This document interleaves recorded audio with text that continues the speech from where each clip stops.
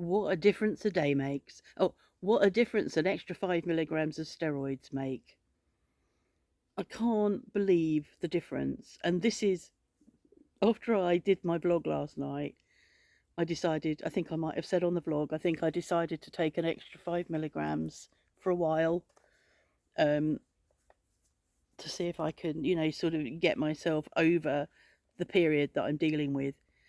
And I took, after I made the vlog, I took extra 5 milligrams, and within 90 minutes, I could feel my body moving better. I felt my mood had lifted. I was able to go down with Mark to put the chickens away. Um, I had to have a bit of a break on the way back, a bit of a breather. But I mean, it's like a 30-second, I need to stop for 30 seconds to regather myself and take a few breaths, and then I move again. Um, yeah, and I got up this morning. I slept well. I moved out of bed more easily. I woke earlier rather than laying there just not wanting to get up. I've got up this morning. I'm moving well. I've taken my normal meds this morning with the extra 5. I'm getting on top of my admin. I just feel so different. But that's an extra 5 milligrams per day. I mean, I had 5 milligrams yesterday evening and then 5 extra this morning, so it's not something I can do forever. Um, but I truly believe that the 9 milligrams I'm on, that my doctors have wanted me to reduce from, actually has not been enough. And it's just impossible. It's impossible to. They're not in my body. They can't feel how I feel. It's just unbelievable. So I've just made a phone call because I need to make a phone call for an appointment at the hospital. I've just done that. Um, and we're going into Chauvigny. We're going to have a meal because I said last night, I think I need to go out for a meal. I just don't want to cook. That was before the steroids had kicked in. So we're going out to Chauvigny. We've got a bank thing that needs signing. We'll do that. But I just feel like I'm on top of everything. Whereas, well, you saw how I was yesterday. I don't feel like that at all. It's madness. I went out this morning. I let the chickens out. Um, so it's good. Apart from the pain in my thumb, which is really bad, I've put some. I know it's going to look odd, but I've put these. I can't remember what they're called. Cross patches, which are supposed to work on your reflexology places, and I've also put some of this K-tape on. I'm trying to emulate what the podiatrist did for me. I obviously wasn't going to see him for my thumb problem, but I was seeing him just before my physio appointment for my hands, and he asked me what was wrong, and I told him, and he put these on, and he did this and mucked around. I can't remember where he put them, but it made such a difference. I had a bit of strength in my thumb, and I could pull against. I could do this. I even think that's working now. I don't know, but I just closed up my tablet. I was playing Scrabble. I just closed up my tablet just now. It was like, oh, shooting pains. And I said to Mark, you're going to have to cut my food up today.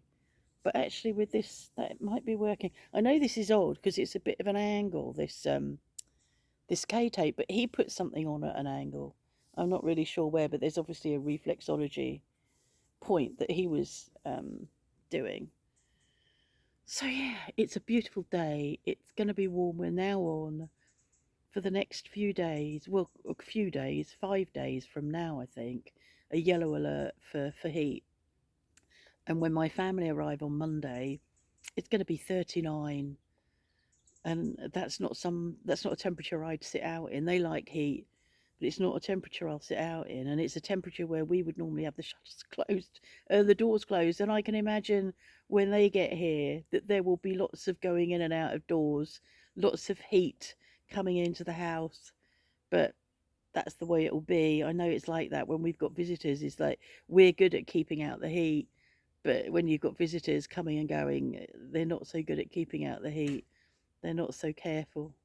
I've just sent Mark down to the chickens. The waterer, the chicken drinker, was empty.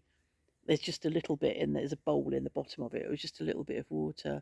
I know last time he did it, he bought it up and then took it down on the sack trolley, but I remember him saying it wasn't very good.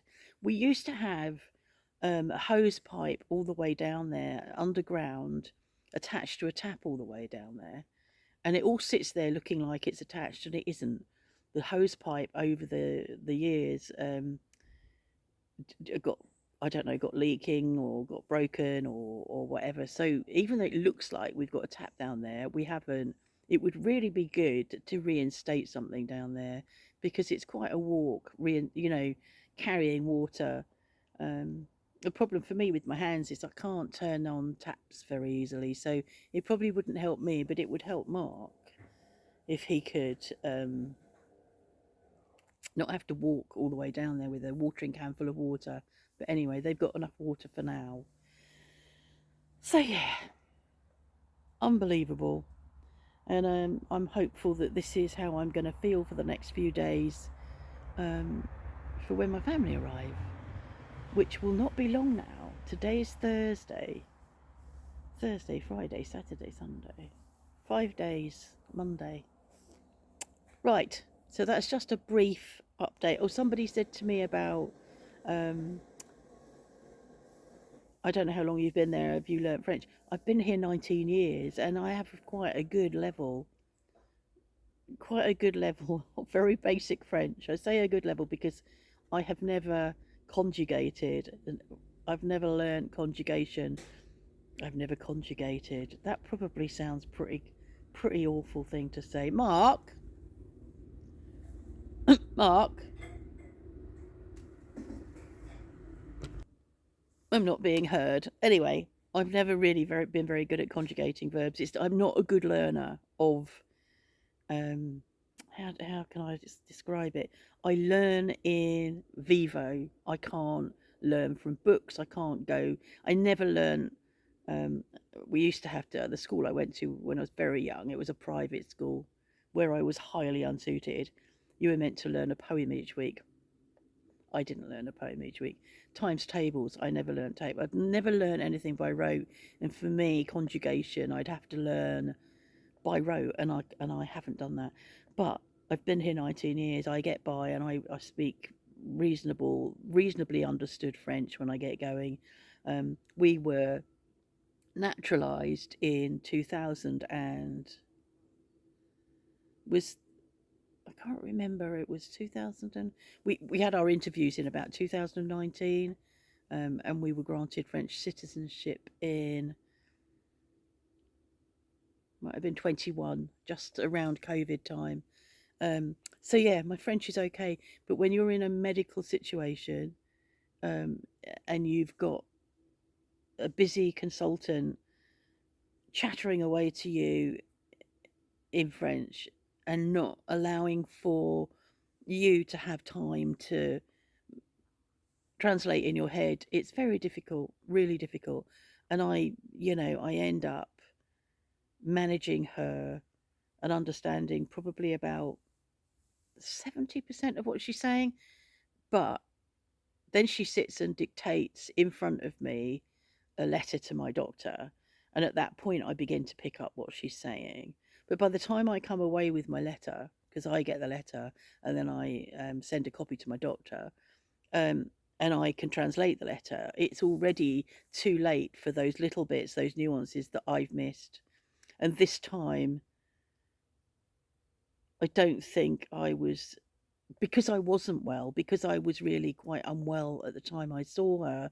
Your thinking goes, the rheumatoid arthritis, the steroids, or the polymyalgia rheumatica, whichever it is, affects your thinking. So when you're unwell, when you're not firing on all four cylinders, you can't think very well. It's called brain fog. So when I'm with her and I've got a bit of brain fog, I'm stuffed. So it's not really about my level of French. It's about the situation I'm in and a medical appointment. So yeah, so that's that. Anyway, I'm going now. Hope you have a nice day. Hope you have a nice Thursday. Um, and I will probably see you again before my family arrive. I promise. Okay, thanks. Bye.